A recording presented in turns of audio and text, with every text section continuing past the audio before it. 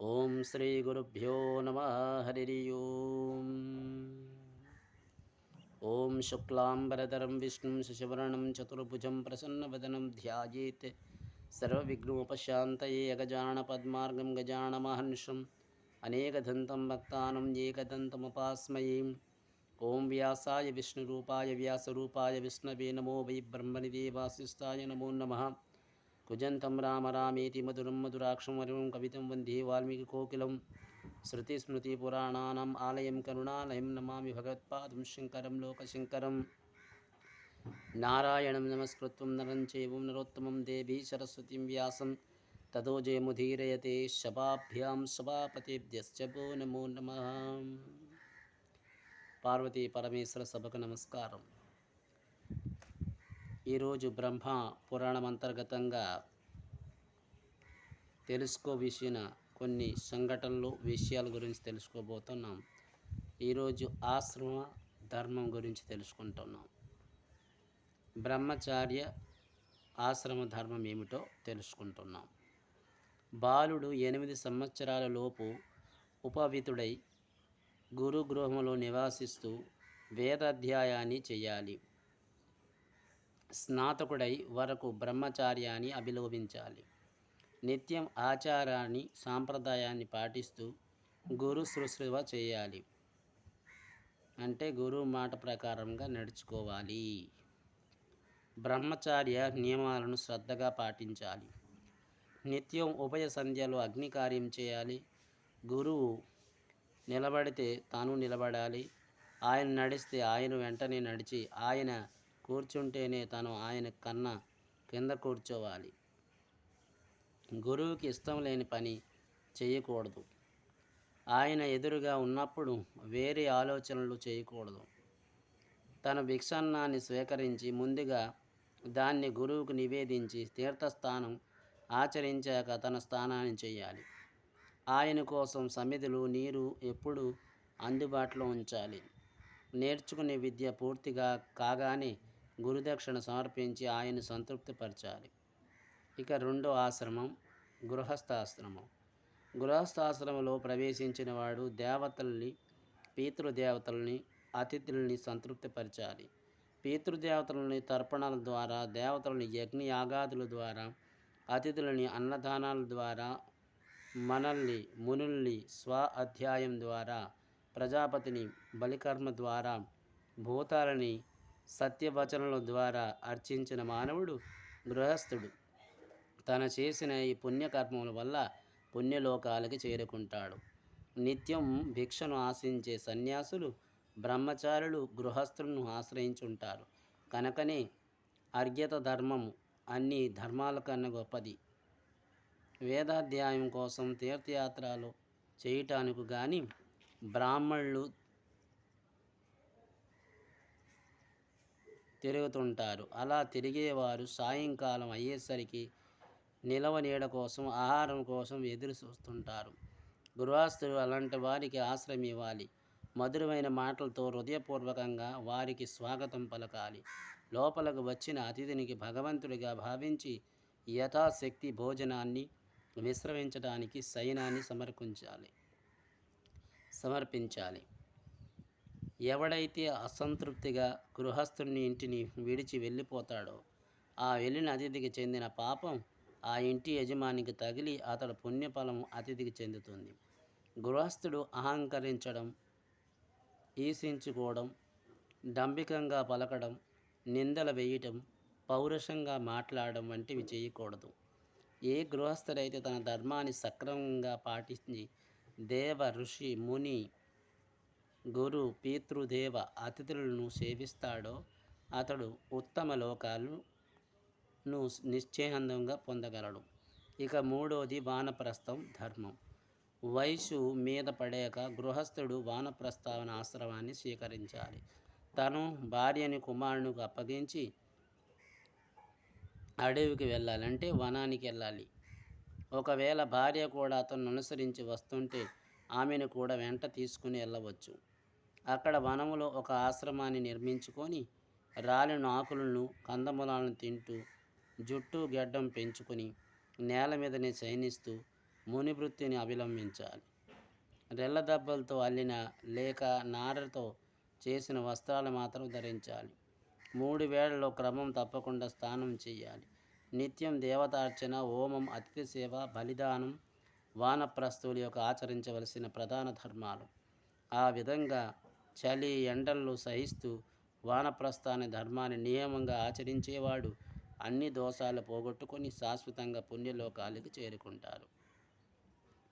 అలాగే సన్యాసాశ్రమం ధర్మం 4వది. ఆశ్రమంలో చివరిది సన్యాసాశ్రమం. ఇది భిక్షువులకు సంబంధించినది. భార్య, పిల్లలు, మిత్రులు, బంధువులు వీరులతో సంబంధం బాంధవ్యాలు విరమించుకోవాలి. అసూయ ఏమాత్రం ఉండకూడదు. అన్ని రకాల కర్మలను విడిచిపెట్టాలి. అందరి మీద సమానమైన భావన కలిగి ఉండాలి. జర, వాయువులు, అండజములు అంటే పక్షులు, శ్వేతజములు అంటే చెమట ద్వారా పుట్టిన క్రిములు, ఉద్వజాలంటే విత్తనాల నుండి పుట్టిన వృక్షాలు, వీటిని త్రికరణ శుద్ధిగా ఎలాంటి హింసను తలపెట్టకూడదు. సర్వసంగ పరిత్యాగం చేయాలి. ఒక ఊరిలో ఒక రాత్రి, ఒక నగరంలో కేవలం 5 రాత్రులు మాత్రమే నివాసించాలి. పశుపక్షాదుల మీద ప్రేమ కానీ ద్వేషం కానీ ఉండకూడదు. ప్రాణం నిలుపుకోవడం కోసం జనం భుజించిన తర్వాత ఉత్తమ వర్ణాల వారి దగ్గరికి భిక్షాటనకు వెళ్ళాలి. ఒకవేళ భిక్షకులు లభించకపోతే బాధపడకూడదు. ఎక్కువ భిక్ష లభించినా ఆనందపడకూడదు. కామము, క్రోధము, లోభము, మోహము అనే దోషాలను సంపూర్ణంగా వదులుకొని నాది, నేనే అనే భావాన్ని విడిచిపెట్టి నిర్మలుడుగా, నిరంకారుడుగా ఉండాలి. ఆ విధంగా ఉండే సన్యాసికి శరీరాన్ని విడిచిపెట్టినప్పుడు ఎలాంటి భయం కలగదు. సన్యాసాశ్రమం స్వీకరించిన వాడు తన శరీరంలో ఉన్న అగ్నిని తానే ముఖంలోకి తెచ్చుకొని అగ్నిహోత్ర కర్మని ఆచరించి, అనగా తన శరీరంలో ఉన్న జఠోరగ్నితో వైశ్వానర అగ్నిని అందులో హవిష్యంగా పంచహుతుల రూపంలో ఆహారాన్ని హోమద్రవ్యంగా పేల్చాలి. అది కూడా భిక్ష రూపంలో స్వీకరించిన అన్నాన్ని హోమం చేయాలి. అలా చేసిన సన్యాసి నిత్యం అగ్ని శయనం చేసేవాడై ఏ లోకానికి వెళ్తాడు అదే లోకానికి వెళ్తాడు. ఇక మోక్ష, శ్రమ, సన్యాస యథోశక్తి విధానంగా ఆశ్రమ ధర్మాన్ని నిర్వర్తించాలి. కట్టలు లేని నిప్పులాగా ప్రశాంతమైన బ్రహ్మలోకాన్ని పొందుతాడు. ఈ సన్యాస ఆశ్రమం మీద కేవలం ధ్వజలకు మాత్రమే చెప్పబడింది. సంకర జాతి, వర్ణ సంకర కార్య లక్షణాల గురించి తెలుసుకుందాం. బ్రాహ్మణ, క్షత్రియ, వైశ్య, శూద్రులనే వర్ణ విభాగాలను స్వభావాన్ని అనుసరించి ఏర్పడ్డావి. బ్రాహ్మణుడు తన స్వయం ధర్మాన్ని ఆచరిస్తూ నియమబద్ధంగా జీవిస్తూ తన బ్రాహ్మణత్వాన్ని పరిపథంగా భావించినప్పుడు, ఎవడైతే బ్రాహ్మణ ధర్మాన్ని విడిచిపెట్టి క్షత్రియ ధర్మాన్ని ఆచరిస్తాడో అతడు తన విప్రధర్మాన్ని కోల్పోయి క్షత్రియులంటి జన్మిస్తాడు. అదేవిధంగా వైశ్యాది వర్ణం వారు ఇళ్లల్లో స్వధర్మాన్ని పరిత్యజించిన వాడు జన్మిస్తాడు. ఆ విధంగా శూద్రులు ఇంట జన్మించుగాక అని పతనమై విప్రుడై భ్రష్టుడై వర్ణశంకరాన్ని పొందుతాడు. శూద్రుడు తన ధర్మాన్ని తాను ఆచరిస్తూ విజ్ఞానాన్ని, జ్ఞానాన్ని పొంది పవిత్రుడై ధర్మచింతనపరుడై స్వధర్మాన్ని త్రికరణ శుద్ధిగా ఆచరించాలి. అలా ఆచరించేవాడు క్రమంగా ముందు వైశ్యుడు, తర్వాత క్షత్రియుడు, తర్వాత బ్రాహ్మణుడై వర్ణుల వారి ఇంట జన్మించి బ్రహ్మత్వాన్ని పొందుతాడు. విప్రుడు ఎప్పుడు ఉగ్రన్నం, గుణన్నం, శ్రద్ధన్నం, మైలన్నం, ముష్టన్నం, శూద్రన్నం తినకూడదు. ఇది పరమ ప్రమాణంగా ఆచరించవలసిన ధర్మం. శూద్రుడు పెట్టగా తిన్న అన్న కడుపులో ఉన్నప్పుడు మరణించిన ధ్వజుడు శూద్రుడిగా జన్మిస్తాడని, దానికి ప్రాయశ్చిత్తం కూడా లేదు. ఏ వర్ణాల వారు పెట్టిన ఆహారం కడుపులో ఉండగా ఎవడు చనిపోతాడో వాడు తిరిగి ఆయా వర్ణంలో జన్మిస్తాడు. దుర్లభమైన బ్రాహ్మణ జన్మమెత్తి తినకూడని అన్నం ఎవడైతే తింటాడో వాడు పతితుడై తీరుతాడు. విప్రుడు సురపానాన్ని సేవించడం, బ్రహ్మహత్య చేయడం, దొంగతనం, వ్రతభంగం, శోచలోపం, స్వాధ్యాయ లోపం చేసినట్లయితే అతడు లోపిగా, శుంఠుడుగా మారి భృశాలిని సంగమించి గురుపత్ని మీద కోరిక పెంచుకొని గురువుని దూషిస్తూ పరిహసిస్తూ బ్రాహ్మణు నుంచి పతితుడవుతాడు. ఎటువంటి పాపాలు చేయకుండా నిత్యం శుభకర్మాలు ఆచరించి శుద్రుడు సైతం ఉత్తమ బ్రాహ్మడవుతాడు. పవిత్ర కర్మలు ఆచరిస్తూ మనస్సును శుద్ధి చేసుకొని ఇంద్రియ నిగ్రహం కలిగిన శుద్రుడు కూడా బ్రాహ్మణులాగే ఆదరం చేత సేవించదగినవాడవుతాడు. ఇది బ్రహ్మదేవుడు స్వయంగా పలికిన మాట. బ్రహ్మ స్వభావాన్ని అనగా సర్వత్రా సమదృష్టి కలిగి ఉండటం. ఈ గుణాన్ని ఎవడు కలిగి ఉంటాడో అతడే ధ్వజుడు.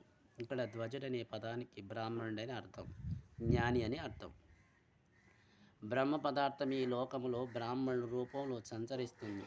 బ్రాహ్మణులు నిత్యం సంతృప్తిగా ఉండి బ్రాహ్మణ మార్గాన్ని అనుసరిస్తూ సంతులను అధ్యాయం చేస్తూ ఉత్తమ గృహస్థులుగా వేదాధ్యాయం ద్వారా ధనాన్ని సంపాదించకుండా నిత్యం సన్మార్గ వర్తతో ఆవుతగ్నుడై అధ్యయనపరుడై ఉండాలి.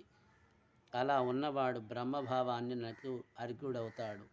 బ్రాహ్మణుడు ఎప్పుడు తన బ్రాహ్మణాన్ని అంటే బ్రాహ్మణత్వాన్ని విడిచిపెట్టకూడదు. మనసును ఇంద్రియ విషయముల నుంచి నియంత్రించుకొని సత్కర్మను శ్రద్ధగా ఆచరిస్తూ ఎలాంటి వర్ణ సంకార్యానికి కారకుడు కాకూడదు. ఇది విప్రుడు ఆచరించిన పరమధర్మం. సత్యవచనాలతో పలుకుతూ అహంభావం లేకుండా సుఖదుఖాలకు అతిథిగా ఉంటూ బ్రహ్మ యజ్ఞాది క్రతువులను తన అదుపులో ఉంచుకొని గృహస్థ ధర్మాన్ని సక్రమంగా పాటిస్తూ వచ్చిన అతిథులకు భోజనం పెట్టి మిగిలిన దాన్ని స్వీకరిస్తూ ఉత్తమ కర్మలు ఆచరించి వైశ్యులు కూడా బ్రాహ్మణ జన్మను పొందుతారు.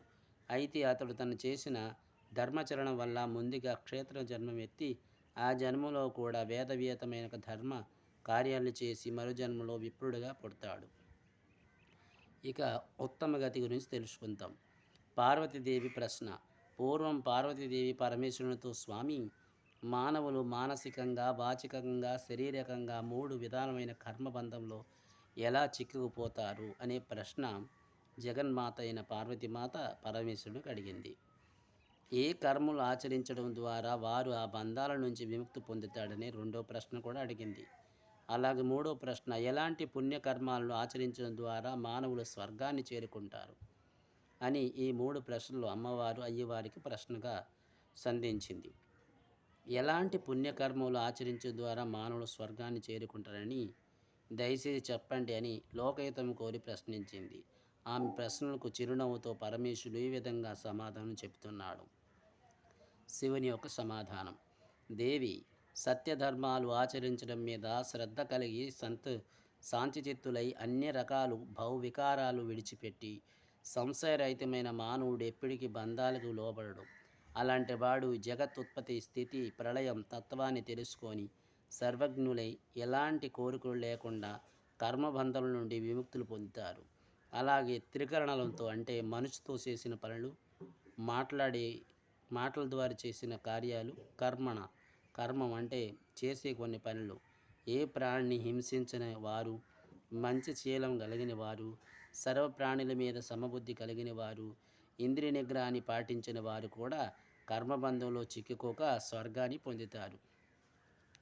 ఇతరుల ధనాన్ని ఆశించకుండా, పరస్త్రీ మీద వ్యామోహం లేకుండా, వారిని తల్లిగా చెల్లిగా భావిస్తూ తన భార్యను కూడా కేవలం ఋతుకాలను మాత్రమే కలుస్తూ ధర్మంగా ఆర్జించిన ధనముతో జీవిస్తూ దొంగతనాలు చేయకుండా సత్ప్రవర్తనలతో జీవించే వారు స్వర్గానికి వెళ్తారు. దేవి, అనవసరంగా ఏ ప్రాణికి అపకారం చేయకపోవడం, మనస్సుని మాలిన్యం లేకుండా పవిత్రంగా ఉంచుకోవడం, దానము, ధర్మము, సత్కర్యము, తపస్సు, శీలం, శుచిత్వం, దయ కలిగిన మానవుడిగా జీవించాలి. ఇది దైవం నిర్మించిన ధర్మ మార్గం. ఇక వాచక, మానసిక ధర్మాలు ఎలా ఉంటావో చెబుతున్నాను విను. వాచక ధర్మం. మానవుడు తన కోసం కానీ ఇతరుల కోసం కానీ తన జీవనం కోసం కానీ అసత్యాన్ని పలకకూడదు. పౌరుషంగా, కఠినంగా, నిష్ఠూరంగా మాట్లాడకూడదు. ఇతరుల మీద చాడీలు చెప్పడం, మిత్రభేదాన్ని కలిగించడం, ఇతరులకు బాధ, ద్రోహం కలిగించడం వంటి మాటలు ఎప్పుడూ మాట్లాడకూడదు. ఎప్పుడు మృదువుగా, స్వచ్ఛంగా, పవిత్రంగా, అంతఃకరణ శుద్ధిగా, మనోహరంగా మాట్లాడాలి. అలా మాట్లాడిన వారు ఉత్తమ లోకాలు పొందుతారు. ఇదే వాచక ధర్మ స్వరూపం. రెండోదైన మానసిక ధర్మం. మానవుడు తన మనసులో చెడు భావాల వైపు బడేలా చేస్తూ కర్మబద్ధమైన పోతాడు. అరణ్యలో కానీ నిర్జర ప్రదేశంలో కానీ ఇతరుల ధనం కనిపిస్తే దాన్ని గ్రహించకూడదు. ఏకాంతంలో ఇతరుల భార్యలు స్త్రీలు కనిపించినప్పటికీ వారికి వాంఛించకూడదు. శత్రువులు మిత్రులను సమదృష్టితో చూడాలి. నిత్యం వేద శాస్త్రాన్ని అధ్యయనం చేస్తూ దయా శౌచ్యం కలిగి ఏ ప్రాణి మీద వైరాన్ని పెంచుకోకుండా ఉండేవాడు సద్గతిని పొందుతాడు. ఇదే మానసికంగా ధర్మం అని చెప్పాడు పరమేశ్వరుడు. పార్వతీదేవి ప్రశ్న. పార్వతీదేవి తిరిగి పరమేశ్వరుని ప్రశ్నించింది, ప్రభు, ఏ కర్మలు చేస్తే, ఏ తపస్సును చేస్తే మానవులకు దీర్ఘాయుషు లభిస్తుంది? ఏ కర్మం చేస్తే వారు వాయు క్షీణిస్తుంది? కర్మ విపాక స్వరూపం ఎలా ఉంటుంది? కొందరు ధనవంతులుగా, కొందరు దరిద్రులుగా, అలాగే కొందరు ఉత్తమ కులంలో జన్మించటం, మరికొందరు నీచు కులాల్లో జన్మించటానికి కారణం ఏమిటి అని ప్రశ్నించింది. దీనికి శివ దేవుడు సమాధానం, దేవి, భూలోకములో జన్మించిన ప్రతి మానవుడు తను చేసిన కర్మాలకు తగిన ఫలితాన్ని పొందుతాడు. సహజంగా మహాయోగి అయినప్పటికీ ఎప్పుడు చేతిలో దండాన్ని, ఆయుధాన్ని ధరించి దయలేకుండా అన్ని ప్రాణులను హింసిస్తూ వాటికి భయాన్ని కలిగించేవాడు, కీటకాలను పశుపక్షాదులను కూడా హింసించేవాడు నరకానికి వెళ్తాడు. ఏ హింస చేయకుండా అహింస వ్రతాన్ని ఆచరించేవాడు స్వర్గానికి వెళ్తాడు. స్వర్గాన్ని చేరిన ధర్మాత్ముడు అక్కడ సుస్వరూపంగా ఉంటే, అయితే పాపకర్మాలు ఆచరించిన నరకానికి వెళ్ళేవాడు యమలోకంలో నానా బాధలు పడి తిరిగి మానవుడిగా జన్మిస్తాడు. వాడు మానవ జన్మ ఎత్తినప్పటికీ క్షణయో ఆయువుతో ఉంటాడు. మానవులకు ఆయువు క్షీణించడానికి కారణం అతడు ఆచరించిన పాపకర్మాలే. ఏ మానవుడైతే శుభకర్మాలు ఆచరిస్తూ ఏ ప్రాణికి హింసించక, ఆయుధాలు ధరించక, తన మీద తనకున్న విధంగా ఇతర ప్రాణుల మీద కూడా ప్రేమభావాన్ని కలిగి ఉండి స్వేయభావంతో వర్తించేవాడు దేవతత్వాన్ని పొందుతాడు. మరణానంతరం అతడు స్వర్గలోకానికి వెళ్ళి అమర సుఖాలు పొందుతాడు. తిరిగి ఆ మానవుడు ఒకవేళ జన్మిస్తే దీర్ఘాయుష్మంతులవుతాడు. ఇలా మానవుడు దీర్ఘాయుషుకు కారణం వారు ఆచరించిన పుణ్యకర్మాలని సమాధానం చెప్పాడు శివుడు. పార్వతీదేవి ప్రశ్న. స్వామి, ఏ కర్మలు ఆచరించితే, ఏ దానాలు చేస్తే మానవుడికి స్వర్గం లభిస్తుందని ప్రశ్నించింది. దీనికి సమాధానంగా పరమేశ్వరుడు వివరణ. దేవి, బ్రాహ్మణులకు, బీద వారికి అర్ఘ్యతలు, భక్ష్యాలు, భోజనాన్ని, వస్త్రాలను ఉదరబుద్ధితో దానం చేయాలి. బాటసారులకు ఆశ్రమం పొందడానికి తగిన సూత్రాలు నిర్మించాలి. నిత్య నైమిత్తిక కర్మలను పవిత్రంగా ఆచరించాలి. ఆసనాలు, మంచాలు, వాహనాలు, ఇల్లు, రత్నాలు, పొలాలు, ధనం, ధాన్యం మొదలైనవి ప్రశాంతమైన మనసుతో ఇష్టపూర్తిగా దానం చేయాలి. అలా చేసిన వాడు స్వర్గాన్ని చేరుకుంటాడు. పుణ్యఫలం అయిపోయేదాకా అక్కడే సుఖభోగాలు భావించి తిరిగి భూలోకంలో ధనధాన్య సంపదల వాడై జన్మిస్తాడు.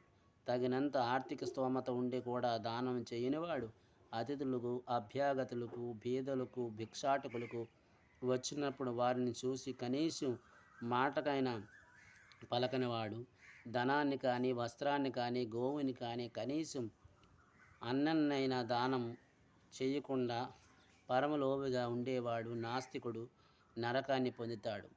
అక్కడ నానావిధ నరకాలు, యాతనలు అనుభవించిన తర్వాతే తిరిగి మానవ జన్మ ఎత్తినప్పుడు ఏ భోగాలు లేని కడ దరిద్రులుగా అలమటించుచు బీదవారి ఇంటి జన్మిస్తారు. అల్పబుద్ధితో గౌరవించదగిన వారిని గౌరవించకుండా ఉండేవారు, దారి ఇవ్వవలసిన వారికి దారి ఇవ్వనివారు, గురువులతో ప్రేమగా పవిత్రంగా మాట్లాడని వారు, దురాభరణతో పెద్దలను అవమానించేవాడు కూడా నరకానికి వెళ్తాడు. అక్కడ నరక బాధలు అనుభవించి తిరిగి సునక మాంసం తినేవారై, బుద్ధిహీనులై, అల్పజాతి వారిగా ఇళ్లల్లో జన్మిస్తారు. పార్వతీదేవి మరో ప్రశ్న.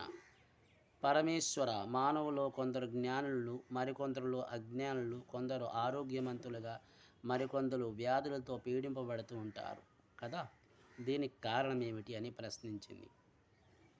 పరమేశ్వరుడి యొక్క సమాధానం. దేవి, వేదార్థాలను తెలుసుకున్న పండితులను, సిద్ధి పురుషులను, ధర్మం తెలిసే వారిని నిత్యం మంచి చెడ్ల గురించి విచారిస్తూ అశుభ కర్మలను విడిచిపెట్టి శుభకర్మలను ఆచరించేవాడు ఇహలోకములో సకల సుఖాలు పొంది మరణానంతరం స్వర్గానికి వెళ్తాడు. అతడు తిరిగి మానవుడై పుట్టి మేధావిగా సకల శాస్త్రాలు తెలుసుకొని వాడిగా యజ్ఞ యాగాదులు క్రతువులు ఆచరించడంలో ఎంతో ఆసక్తి కలిగి వాడిగా జన్మిస్తాడు. దుష్ట స్వభావాన్ని కలిగి పరదాల మీద ఆసక్తిని పెంచుకొని వారిని బలత్కరించుట, గుడ్డివానిగా జన్మిస్తూ విభవస్త్ర అయిన స్త్రీని నీచమైన ఆలోచనతో చూసేవాడు ఆ పాప ఫలితంగా రోగగ్రస్తుడవుతాడు. మూర్ఖుడుగా ప్రవర్తిస్తూ యుక్తాయుక్తమును విచక్షణ మరిచి కొన్ని చోట్ల మైథునం చేసేవాడు మరుజన్మలో నపుష్కుడుగా, అలాగే పశువులతో రమించేవాడు, గురుపత్నితో సంగమించేవాడు, వివిధ రకాలుగా మైద్యాన్ని అతిగా ఆచరించేవాడు నపుష్కుడుగా పుడతాడని చెప్పాడు పరమేశ్వరుడు. పార్వతీదేవి ప్రశ్న: పరమేశ్వర, ఏ కర్మలు విడిచిపెట్టి ఎలాంటి కర్మలు ఆచరిస్తే మానవుడు శ్రేయస్సును పొందుతాడు? పరమేశ్వరుడు సమాధానం: దేవి, నిజంగా తగిన శ్రేయస్సు కావాలని కోరుకునే మానవుడు ధర్మ మార్గాల గురించి అవి తెలిసిన పండితుల దగ్గరికి వెళ్ళి వాటిని తెలుసుకొని ఆచరించాలి. ఆ విధంగా శ్రేయో మార్గాన్ని అనుసరించేవాడు స్వర్గాన్ని పొందుతాడు. తర్వాత జన్మలో అతడు మానవుడిగా జన్మించినప్పటికీ ఇంద్రియ నిగ్రహం, మేధాశక్తి కలిగిన జ్ఞానిగా పుడతాడు. మానవులకు శ్రేయస్సును కలిగించేదే ధర్మచరణి అనే సమాధానం ఇచ్చాడు పరమేశ్వరుడు. పార్వతీదేవి ప్రశ్న: ప్రభు, లోకంలో కొందరు ధర్మాచరణ పట్ల విముఖులై ఉండి కనీసం వాటిని గురించి కూడా తెలుసుకోకుండా ఉన్నారు. మరికొందరు ధర్మాచరణ చేస్తూ సత్కర్మలు ఆచరిస్తూ సదాచారపరులుగా ఉన్నారు. దీనికి కారణం ఏమిటని ప్రశ్నించింది. దానికి సమాధానంగా పరమేశ్వరుడు ఈ విధంగా వివరించారు. ఏమి అనగా, దేవి, పూర్వులు చెప్పిన ధర్మశాస్త్రాల లోకరీతిగా శాస్త్ర ప్రమాణాలు ఆచరించేవారు దృఢదీక్షతో ఆయా కర్మను శ్రద్ధగా ఆచరిస్తున్నారు. వారు పుణ్యలోకాలకు చేరుకుంటున్నారు. మరికొందరు అజ్ఞానంతో అధర్మంతో కూడి ధర్మం అని చెబుతూ వ్రతాన్ని ఆచరించకుండా శాస్త్ర మర్యాదలను వదిలివేసిన వాళ్ళు బ్రహ్మరాక్షసులు అవుతారు. విషయం మీద ఆసక్తి పెంచుకొని యజ్ఞ యాగాదుల వంటి వైదిక కర్మలను ఆచరించిన వారు అధములు, భ్రష్టులవుతారు అని పరమేశ్వరుడు మానవునికి ఆచరించిన ధర్మాన్ని గురించి, ఆచరించకూడని ధర్మాల గురించి సవివరంగా పార్వతీదేవికి చెప్పాడు. తదుపరి వాసుదేవుడి యొక్క మహిమ గురించి తెలుసుకుంటాం. ఒకనాడు పరమేశ్వరుడు మునేశ్వరులు దేవతతో సహా ఒక సంఘటన జరిగింది. ఆ యొక్క విషయం తదుపరి కార్యక్రమంలో తెలుసుకుంటాం. అంతవరకు మంగళం కోసలేంద్రాయ మహానీయ గుణాత్మే చక్రవర్తి తనూజాయ సర్వభౌమాయ మంగళం. ఉమాకాంతాయ కాంతాయ కామ్యప్రదాయనే శ్రీగిరీశాయ దేవాయ వల్లినాథాయ మంగళం. సర్వం శ్రీమామేశ్వర పాదపద్మార్పణమస్తు. స్వస్తి.